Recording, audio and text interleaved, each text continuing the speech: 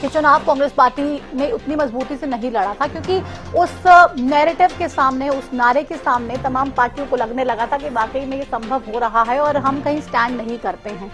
इस बार हालांकि कोशिशें तो पूरी हुई हैं, लेकिन उन कोशिशों का रिजल्ट क्या है वो आपकी टीवी स्क्रीन पर है। 7,722 वोटों से आगे चल रहे हैं हिसार से कांग्रेस पार्टी के उम्मीदवार जयप्रकाश उर्फ जेपी, बीजेपी के उम्मीदवार रणजीत सिंह चौटाला वहां से काफी पीछे नजर आ रहे हैं। एनडीए 282, इंडिया 236, अन्य 25। तो ये आंकड़े आपकी टीवी स्क्रीन पर और लगातार आपको ये आंकड़े बता रहे हैं कि परेशानियां किस पार्टी के लिए कितनी बढ़ती हुई नजर आ रही है। टेंशन, परेशानी हर किसी को होनी है और इस परेशानी से पार कौन हो पाएगा, रिलैक्सेशन आज कौन कर पाएगा, टेंशन फ्री कौन हो पाएगा। क्योंकि आप देखिए रिजल्ट जो हैं ये तो बिल्कुल हार्ट बीट, चिंता, परेशानी बढ़ाने वाले हैं और इन परेशानियों को, इन समस्याओं को जो फिलहाल वोटों की गिनती में नेताओं को हो रही है, इससे निजात मिलेगी अब से कुछ देर बाद, क्योंकि अब थोड़ी थोड़ी पिक्चर क्लियर होती जाएगी। 11 बजे का समय हो चुका है, 8 बजे काउंटिंग जो है वो शुरू हुई थी। तकरीबन 3 घंटे हो चुके हैं काउंटिंग को शुरू हुए और ऐसे में अभी आपसे कुछ देर बाद आप देखेंगे जो पूरी तरह से पिक्चर है वो क्लियर होती हुई नजर आती जाएगी। तंवर साहब अपनी बात पूरी कीजिए आप जल्दी से। देखिए प्रतिमा जी, जिस प्रकार से इलेक्ट्रोल बॉन्ड का घोटाला सामने आने के बाद वर्तमान वित्त मंत्री निर्मला सीतारमण के पति और वैश्विक अर्थशास्त्री प्रकला प्रभाकर ने कहा था कि इस घोटाले के दृष्टिगत ये आगामी जो 2024 का आम चुनाव है ये भारतीय जनता पार्टी वर्सेस भारतीय जनता के बीच में होगा और निश्चित तौर पर जो अभी तक के रुझान और आंकड़े हैं उससे ये बात पूरी तरह से प्रतिपादित हो रही है। इसके अलावा मैं 2 लाइन बोल के अपनी बात समाप्त करूंगा। बिल्कुल बोलिए। अगर खिलाफ हैं तो होने दो, जान थोड़े है, ये सब धुआं है, कोई आसमान थोड़ा ही है। लगेगी आग तो आएंगे घर कई जद में, यहाँ पर सिर्फ हमारा मकान थोड़ा ही है। मैं जानता हूँ कि दुश्मन भी कम नहीं, लेकिन हमारी तरह हथेली पर जान थोड़ा ही है। हमारे मुंह से जो निकले वही सदाकत है, हमारे मुंह में तुम्हारी जुबान थोड़ा ही है। जो आज साहिबे मसनद हैं कल नहीं होंगे, किराएदार है, जाति मकान थोड़ा ही है। मोदी जी आप जा रहे हैं, सत्ता बदल रही है, ये याद रखें आप। अभी आप मोदी जी को सीधा विदाई दे दी आपने, तो 282 तो छू लिया ना उन्होंने, 272 चाहिए। देखिए अभी चुनाव के परिणाम, अंतिम परिणाम आएंगे, मोदी जी को सम्मान के साथ विदाई होगी। अच्छा, हार भी उनकी, जीत भी उनकी। और जिस तरह से 400 पार का एक झूठा नैरेटिव सेट किया गया, निश्चित तौर पे भारत के आवाम ने मोदी जी के उस नैरेटिव को पूरी तरह समाप्त कर दिया। बिल्कुल नकार दिया। नेहा जी, 400 पार की नैरेटिव को क्या लोगों ने नकार दिया है, सिरे से खारिज कर दिया? प्रतिमा जी बिल्कुल भी नहीं। मैं अभी भी पूरे विश्वास के साथ ये बात कहूंगी कि भारतीय जनता पार्टी के साथ समर्थन आएगा। अभी आप रुकिए, अभी सभी लोग यही हैं और अभी आपको रुकना पड़ेगा, अभी आपको रुकना पड़ेगा। नेहा जी वापस आऊंगी, एक बड़ी खबर आ रही है। चंडीगढ़ की सीट पर कांग्रेस के उम्मीदवार आगे चल रहे हैं, ये बड़ी खबर इस वक्त आपकी टीवी स्क्रीन पर। चंडीगढ़ से कांग्रेस के लिए भी राहत की खबर नजर आ रही है। कांग्रेस के मनीष तिवारी 5000 से ज्यादा वोटों से आगे चल रहे हैं, तो ये बड़ी खबर इस वक्त आपके टीवी स्क्रीन पर। कांग्रेस के उम्मीदवार मनीष तिवारी आगे चल रहे हैं। आपको बता दें कि साफ तौर पे बीजेपी के जो संजय टंडन है वो पीछे चल रहे हैं। यहाँ चंडीगढ़ से किस तरीके से किरण खैर का टिकट कटा और उसके बाद संजय टंडन को दिया गया, कांग्रेस पार्टी ने मनीष तिवारी को चुनावी मैदान में उतारा और यहाँ से आगे चल रहे हैं।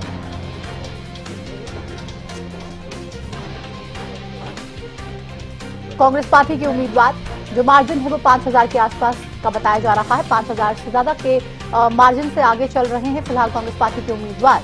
लेकिन ये बड़ी खबर इस वक्त आपकी टीवी स्क्रीन पर और ये आंकड़े वाकई में चौंकाने वाले। 282 एनडीए, 236 इंडिया, 25 अन्य, 6 पर कांग्रेस, 4 पर बीजेपी। और ये वाकई में चुनाव बहुत ज्यादा, जो चुनाव परिणाम जो घोषित हो रहे हैं, जो नतीजे सामने आ रहे हैं, ये बहुत ज्यादा परेशानी वाले, बहुत ज्यादा दिल धक धक कर रहे हैं तमाम नेताओं के। नवीन जिंदल 565 वोटों से आगे हो गए। लीजिए कि फिर से जो चुनाव है इसने एक रंग बदल दिया। अब आगे निकल चुके हैं नवीन जिंदल और अब कुरुक्षेत्र में जो गठबंधन के उम्मीदवार हैं, आप देखिए उनका मार्जिन कितना ज्यादा क्लोज है। अभी फिलहाल नवीन जिंदल आगे हो गए, लगातार इससे पहले सुशील गुप्ता आगे थे, लेकिन मार्जिन कितना कम है आप देखिए, 565 ओनली, 565 का जो मार्जिन है महज ये रह गया है दोनों उम्मीदवारों के बीच में।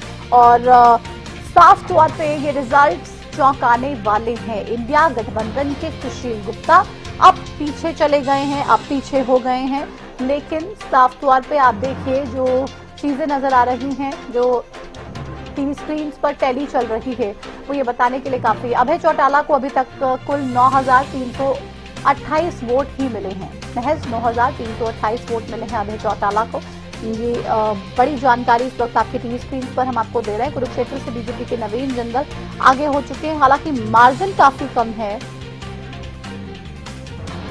और नवीन जिंदल हालांकि अब देखिए पहली बार आगे हुए हैं। करनाल उपचुनाव में नायब सिंह सैनी भी आगे चल रहे हैं, उनके लिए भी राहत भरी खबर जो है, 13,668 वोट से आगे चल रहे हैं नायब सिंह सैनी। और लगातार जो 11 कमल खिलाने का दावा किया था, उस बारे में बात भारतीय जनता पार्टी की तरफ से लगातार की गई।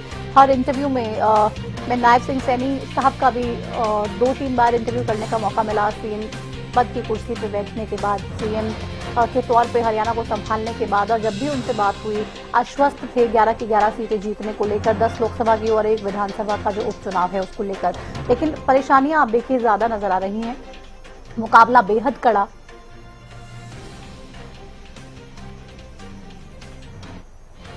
तो साफ तौर पे ये रिजल्ट्स जो हैं वो चौंकाने वाले हो सकते हैं।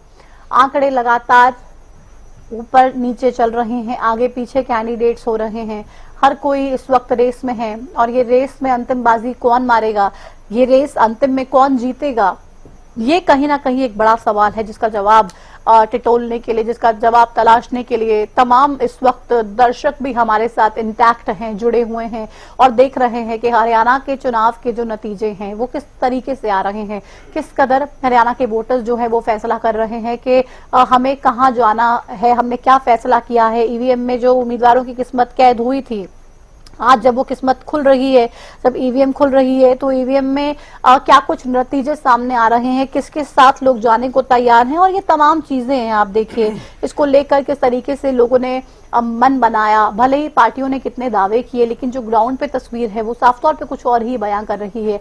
4 पर बीजेपी, 6 पर कांग्रेस प्लस। करनाल उपचुनाव में नायब सिंह सैनी 13,668 वोट से आगे चल रहे हैं, 13,668 वोट से आगे चल रहे हैं हरियाणा के सीएम नायब सिंह सैनी। उपचुनाव में कांग्रेस के जो त्रिलोचन सिंह है वो काफी पीछे चल रहे हैं। और हालांकि हम अब कुछ देर पहले की बात करें तो कुछ दिन पहले त्रिलोचन सिंह ने बाकायदा मीडिया के सामने आकर ये भी कहा था कि किस तरीके से उनको चुनाव में परेशानियों का सामना करना पड़ा था। कांग्रेस के नेताओं पर ही बहुत से आरोप उनकी तरफ से लगा दिए गए थे। लेकिन आप देखिए बावजूद इसके अभी जो रिजल्ट्स आ रहे हैं, साफ तौर पे वो दिखा रहा है कि कंपटीशन में कहीं ना कहीं वो नजर नहीं आ रहे हैं। और ऐसे में जो तमाम परेशानियां और जो तमाम जो चीजें देखने को मिल रही हैं वो ये बताने के लिए काफी हैं कि कितनी बड़ी चुनौती इस वक्त बीजेपी को दी जा रही है कांग्रेस के तमाम कैंडिडेट्स की तरफ से। और कड़ा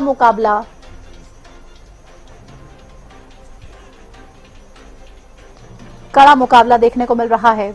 लगातार बता रहा है आपको उपचुनाव की सीट का हाल भी। नवीन जिंदल भी हालांकि अब जाकर सुबह से आगे निकले हैं, लगातार पीछे चल रहे थे। हालांकि मार्जिन बेहद कम था, लेकिन उसके बावजूद बार बार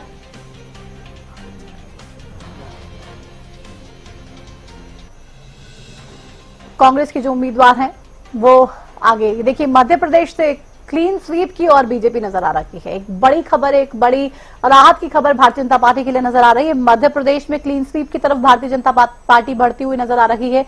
मध्य प्रदेश की सभी 29 सीटों पर बीजेपी आगे चल रही है, बीजेपी के कैंडिडेट्स आगे चल रहे हैं। तो ये बड़ी खबर आपको मध्य प्रदेश से बता रहे हैं।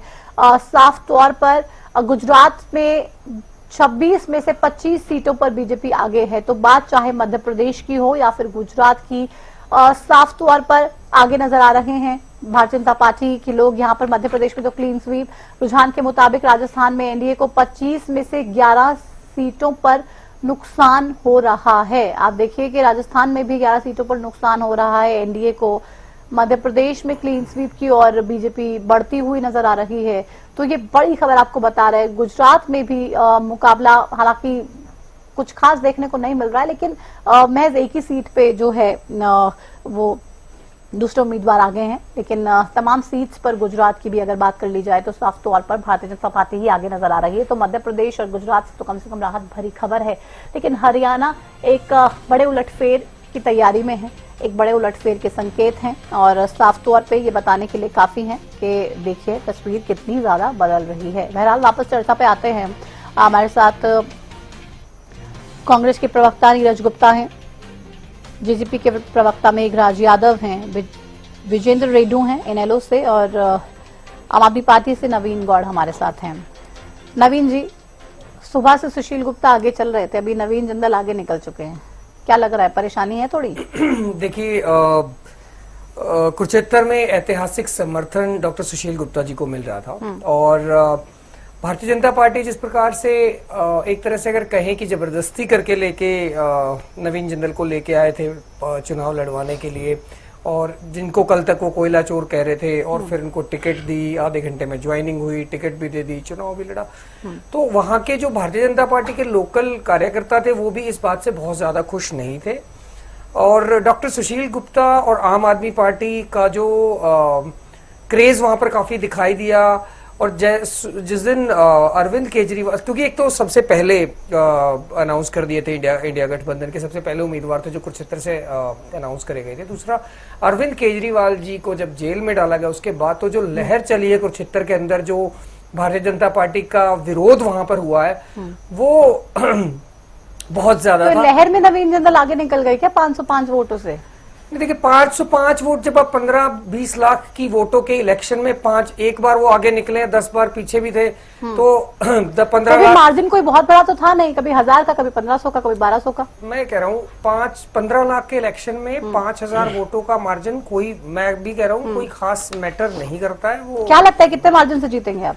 देखिए, मुझे पूरा भरोसा है 50,000+ वोट से डॉक्टर सुशील गुप्ता जीतेंगे। अच्छा, ठीक है, 50+ मार्जिन से जीत रहे हैं। वंदना पोपली जी भी जुड़ चुकी हैं हमारे साथ बीजेपी से। वंदना जी, क्या लगता है जीत जाएंगे सुशील गुप्ता या रोक लेंगे आप? देखिए, मैं ये कहना चाहूंगी कि अभी जो है चीजें लगातार बदल रही हैं। आप देखेंगे हर एक सीट पर पिक्चर बार बार बदल रही है, कभी कोई आगे हो जाता है, कभी कोई पीछे हो जाता है। मुझे लगता है थोड़ी देर में हमारे सामने पिक्चर बिल्कुल क्लियर होकर आ जाएगी और ये समझ आएगा कि सिचुएशन क्या है और जो जीत है वो दिखाई दे जाएगी, भारतीय जनता पार्टी जीत रही है। लेकिन एक चीज और मैं यहाँ पर कहना चाहूंगी कि कल से जो इन्होंने शोर मचा रखा था ईवीएम को लेकर, जयराम रमेश ने तकरीबन 150 डीएम को के लिए भी पत्र लिख दिया कि देखिए जी अमित शाह ने। एक बार रोकूंगी आपको, एक बड़ी खबर आ रही है। बड़ी खबर अपने दर्शकों को हम बता दें, टीवी स्क्रीन पर इस वक्त आप ये बड़ी खबर देख रहे हैं। रोहतक में दीपेंद्र सिंह हुड्डा काफी आगे चल रहे हैं। तो ये रोहतक से इस वक्त की बड़ी खबर आपको बता दें, दीपेंद्र हुड्डा काफी आगे नजर आ रहे हैं। दीपेंद्र हुड्डा को 81,330 वोट्स की बढ़त मिल चुकी है। तो रोहतक से 81,330 जो वोटों का मार्जिन है, जो लीड है, वो फिलहाल लेते हुए नजर आ रहे हैं दीपेंद्र हुड्डा। अरविंद शर्मा काफी पीछे चल रहे हैं। बीजेपी 1 लाख से जीतने का दावा कर रही थी, लेकिन जो लीड है वो फिलहाल दीपेंद्र सिंह हुड्डा की झोली में जाती हुई नजर आ रही है। ये लीड ही बयां कर रहे हैं कि 81,000 के आसपास का आंकड़ा पहुंच चुका है लीड का, डिफरेंस का। अभी तक ये रुझान है, फाइनल आंकड़े नहीं है, हम बार बार बता रहे हैं और ये बार बार बदल रही हैं। हालांकि इतनी बड़ी लीड रोहतक से अभी ही हासिल कर ली है, सिरसा से बहुत बड़ी लीड कांग्रेस पार्टी ने हासिल कर ली है। क्या उसको पार कर पाना बीजेपी के लिए आसान होगा या फिर चुनौतियां सामने बहुत सारी हैं जिसको फिलहाल अभी मान नहीं रहे हैं? बहुत सारे सवाल। वंदना जी, बात पूरी कीजिए अपनी। जी, मैं यही कहना चाह रही हूँ कि आज कहीं ना कहीं जो कांग्रेस पार्टी है वो कहीं जवाब देने लायक नहीं रही है। जिस तरह से शोर मचाते रहे कि देखिए ईवीएम जो है वो खराब है, ईवीएम में गड़बड़ कर दी गई है, 150 डीएम को कह दिया गया है। कल से इन्होंने शोर मचा रखा था, तो नैतिक रूप से हार तो इन्होंने कल ही मान ली थी, लेकिन आज जो आंकड़ों के तौर पर भी ये हार जाएंगे। और जिस तरह से एनडीए की सरकार बनने वाली है, भारतीय जनता पार्टी की सरकार बनने वाली है, हम इस चीज को देखेंगे। हाँ, ये बात अलग है कि कल इनकी भाषा अलग थी, आज इनकी भाषा अलग दिखाई देगी। तो ये स्थिति जो है इनको भी क्लियर करनी चाहिए कि जो लगातार आरोप लगाते रहे भारतीय जनता पार्टी। रोकूंगी, फिर से रोकूंगी। एक बड़ी खबर इस वक्त आ रही है, उस बड़ी खबर से भी हम लोगों को तारुफ करा देंगे। बड़ी खबर इस वक्त आपकी टीवी स्क्रीन पर, भिवानी महेंद्रगढ़ में बीजेपी का जो मार्जिन है वो घट गया है। तो रुझान है, और रुझान देखिए कितने दिलचस्प सामने आ रहे हैं। पल पल बदलती तस्वीरों में महज 1573 वोटों से धर्मवीर सिंह आगे चल रहे हैं। इतना कम मार्जिन हो चुका है,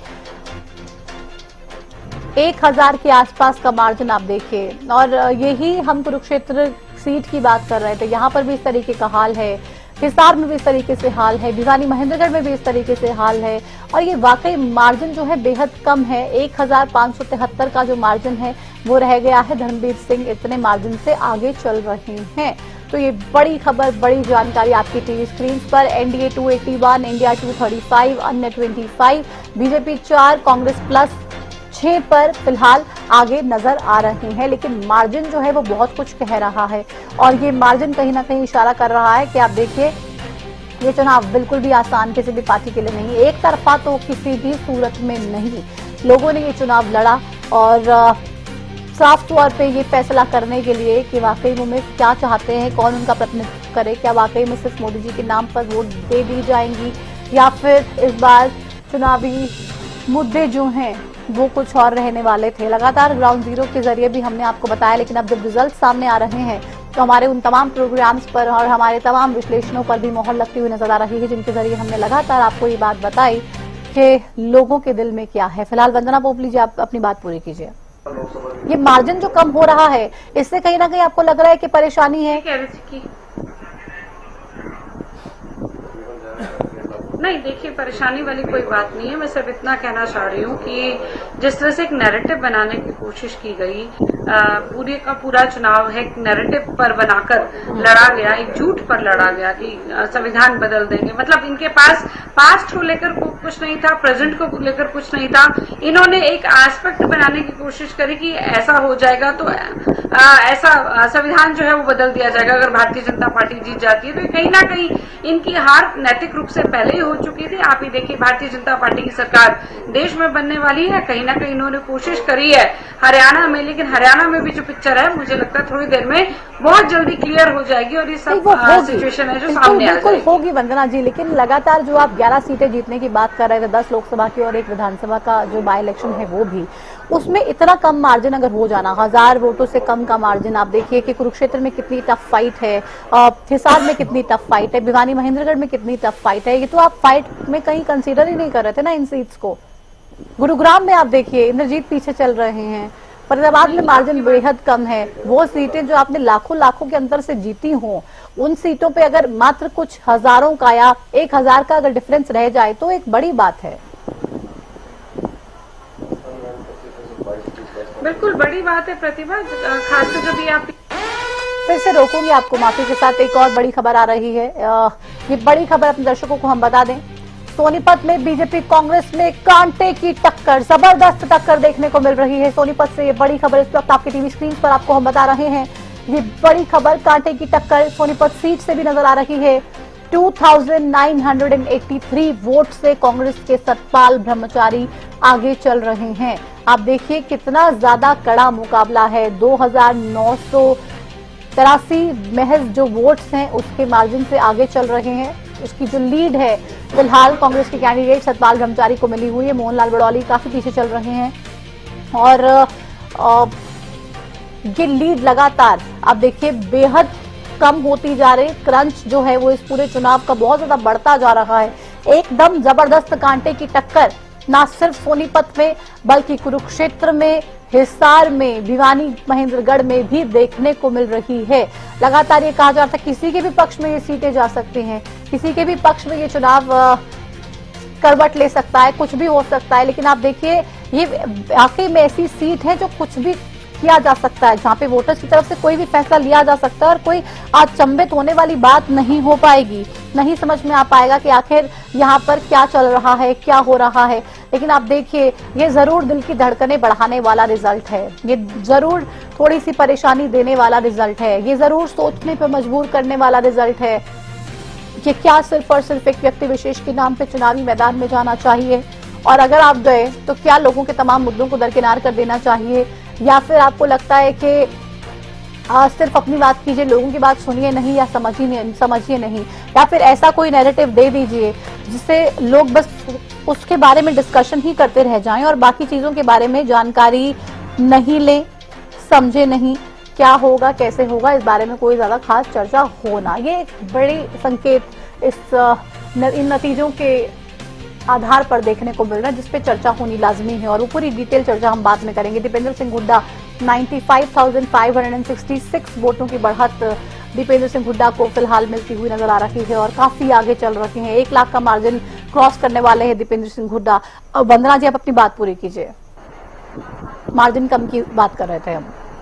देखिए प्रतिभा, आपकी बात सही है कि यहाँ पे क्लियर दिखाई दे रहा है कि सब कुछ एक तरफा नहीं है, लेकिन उस स्थिति को भी देखना पड़ेगा कि भारतीय जनता पार्टी है उसने बहुत अच्छे से केंद्र सरकार में भी काम किए हैं और प्रदेश सरकार में भी काम किए हैं, तो एक जो नैरेटिव बिल्ड करने की कोशिश की है वो हो सकता है एक समय के लिए लग रहा हो कि सक्सेसफुल हुई है, लेकिन अभी it will be too early to say anything. मुझे लगता है कि अभी हमें 1 घंटे का और इंतजार करना चाहिए, क्योंकि जिस तरह से अगर मैं 1 या 2 सीटों को छोड़ दूं तो बाकी सब सीटों पे थोड़ा सा ही अंतर चल रहा है, तो वो स्थिति और बेहतर ढंग से 1 घंटे में और क्लियर हो जाएगी, 1-1.5 घंटे तक। बिल्कुल हो जाएगी, लेकिन मेरा सवाल यही तो था कि जो सीटें आपने लाखों से जीती हों, उन सीटों पे अगर हजारों का मार्जिन रह जाए तो बहुत से सवाल उठते हैं।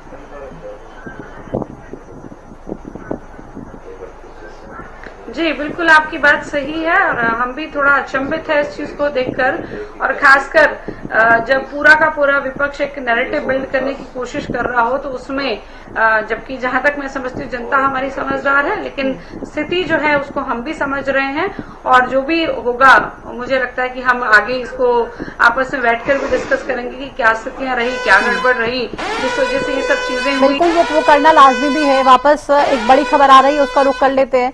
ये बड़ी खबर इस वक्त आपकी टीवी स्क्रीन पर आपको हम बता दें, करनाल से बीजेपी के मनोहर लाल खट्टर काफी आगे, पूर्व सीएम हरियाणा के मनोहर लाल खट्टर शुरुआती रुझानों में हालांकि पीछे 1-2 बार नजर आए, लेकिन अभी 61,470 वोटों से आगे चल रहे हैं मनोहर लाल खट्टर साहब। तो ये एक ऐसी सीट जिससे एक बड़े मार्जिन से बीजेपी की जो उम्मीदवार हैं वो आगे नजर आ रहे हैं। कांग्रेस के दिव्यांशु बुद्धिराजा काफी पीछे हुए, 61,470 का जो मार्जिन है, उस वो जो लीड फिलहाल मनोहर लाल खट्टर ने ली हुई है, उस डिफरेंस से पीछे चल रहे हैं दिव्यांशु बुद्धिराजा। लगातार आरोप लगाए गए, लगातार तमाम पार्टियों की तरफ से ये बोला गया कि एक डमी कैंडिडेट दिया गया है कांग्रेस की तरफ से और ये सेटिंग करके बीजेपी के साथ इस तरीके का काम किया गया है। अब आप देखिए, जब काउंटिंग शुरू हुए, 8 बजे का टाइम था जब काउंटिंग शुरू हुई, और अब अगर समय की बात की जाए तो तकरीबन 11:30 बजने वाले हैं। ऐसे में 3.5 घंटे के आसपास काउंटिंग होते हुए इस वक्त समय हो चुका है और अब जब चीजें साफ हो रही हैं धीरे धीरे और 1 घंटे तक पूरी परिस्थितियां जो है वो क्लियर हो जाएंगी और तमाम चीजें देखने को मिल जाएंगी कि वाकई में कौन आगे है या किसको लोकसभा भेजने का फैसला लोगों ने किया है। लेकिन अभी जो परिस्थितियां हैं वो बिल्कुल क्लियर कट समझ में आ रही है। मंथन की जरूरत बीजेपी को भी डेफिनेटली है कि आखिर जो उम्मीद की थी, 11 जीतने की बात की थी, फरीदाबाद में इस बार 10 लाख पार की बात की थी, गुरुग्राम में 5 लाख पार की बात की थी, रोहतक में 1 लाख पार की बात की थी, तो वो चीजें आखिर पॉसिबल हो क्यों नहीं पा रही हैं।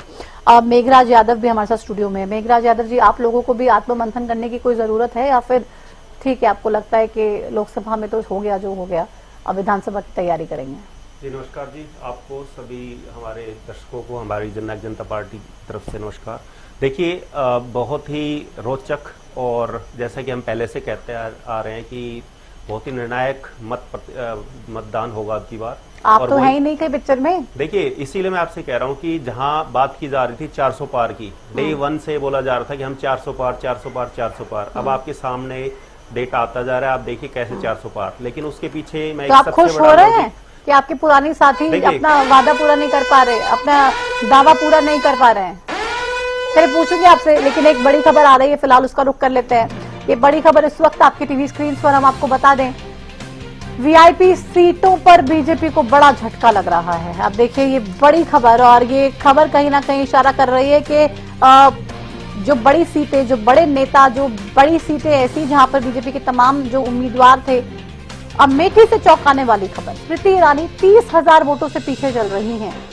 केंद्रीय मंत्री, इतनी बड़ी जिम्मेदारी निभाई, राहुल गांधी को हराया, और अब आप देखिए सुल्तानपुर से मेनका गांधी करीब 10,000 वोटों से पीछे चल रहे हैं। तो ये वीआईपी सीट्स की बात कर रहे हैं जहां पे बीजेपी के जो कैंडिडेट्स हैं वो पीछे चल रहे हैं। स्मृति ईरानी पीछे हैं, मेनका गांधी पीछे हैं, आजमगढ़ से दिनेश लाल निरहुआ करीब 29,000 वोटों से पीछे हैं, 29,000 वोटों से पीछे चल रहे हैं आजमगढ़ से बीजेपी के उम्मीदवार। रायबरेली में बीजेपी उम्मीदवार को राहुल गांधी ने जबरदस्त पछाड़ा है। आप देखिए 80,599 जो मार्जिन है वो हो गया है। बाड़मेर से केंद्रीय मंत्री कैलाश चौधरी 1,14,000 वोटों से पीछे चल रहे हैं। ये बड़ी खबर, बड़ी जानकारी लगातार आपकी टीवी स्क्रीन पर वीआईपी सीटों का हाल आपको बता रहे हैं, उसकी जानकारी आप तक साझा कर रहे हैं। दौसा से बीजेपी के वरिष्ठ नेता कन्हैया लाल मीणा पीछे चल रहे हैं।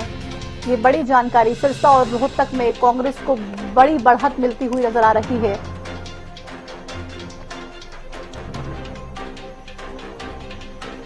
तो बड़ी जानकारी, बड़ी खबर लगातार आपकी टीवी स्क्रीन पर। दोनों जगह पर करीब 1 लाख की बढ़त कांग्रेस पार्टी को मिल गई है। अब इस बढ़त को पार कर पाना संभव हो पाएगा क्या बीजेपी के लिए, या यह असंभव है? रोहतक से जिस तरीके से 1 लाख वोटों से जीत की बात भारतीय जनता पार्टी ने बार बार की, तमाम कैंडिडेट्स की तरफ से ये दावा किया गया, तमाम नेताओं की तरफ से दावा किया गया, लेकिन ऐसा होता हुआ दिखाई नहीं दे रहा है। कुमारी शैलजा आप देखिए 93,000 वोटों की बढ़त लेकर लगातार आगे बढ़ रही हैं, और बहुत आगे बढ़ रही हैं। अशोक तंवर से सिरसा और रोहतक में कांग्रेस को बड़ी बढ़त मिलती हुई नजर आ रही है। वीआईपी सीट्स का हाल आपको बताया। सिरसा रोहतक में जिस तरीके से मैंने जिक्र किया, वाराणसी में पीएम मोदी काफी आगे हैं। तो ये बड़ी जानकारी, बड़ी खबरें लगातार आपकी टीवी स्क्रीन पर आपको हम बता रहे हैं। चुनावी